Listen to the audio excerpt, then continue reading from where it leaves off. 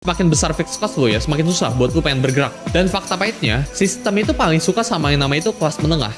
Karena kelas menengah itu punya slip gaji, ya masih punya alamat, masih punya nomor telepon, terus saya punya rasa malu, pengen punya mimpi itu masih ada. Sedangkan orang yang miskin, kelas miskin, itu nggak punya alamat, nggak punya nomor telepon, mereka itu nggak punya gadget, nggak punya gaji bahkan. Jadi gimana cara nagih? Nggak bisa. Sedangkan yang orang kaya itu punya resource ya buat menyembunyikan itu semua. Kadang orang kaya itu nggak ada KTP-nya, alamatnya itu bukan alamat mereka, jadi ketika ditagih susah.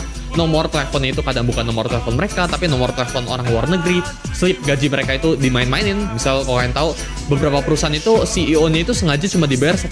Biar apa? Biar tax-nya yang mereka terima itu nggak besar. Orang kaya itu punya struktur dan punya resource-nya buat tanda kutip ngebeli hukum, tanda kutip. Jeff Bezos itu bayar $1.000 setiap bulannya buat tanda kutip ngebeli hukum. Dia punya grace ya tinggi banget ya sampai ngelewatin aturannya. Tapi karena Bezos ini orang kaya, dia tinggal bayar aja fine-nya. Dia tinggal bayar aja ya pemerintah biar ya sesuai aturannya. Orang miskin itu nggak bisa di-abuse karena orang miskin itu nggak bisa diperas apa-apa. Sedangkan orang yang menengah ya itu bisa di-abuse.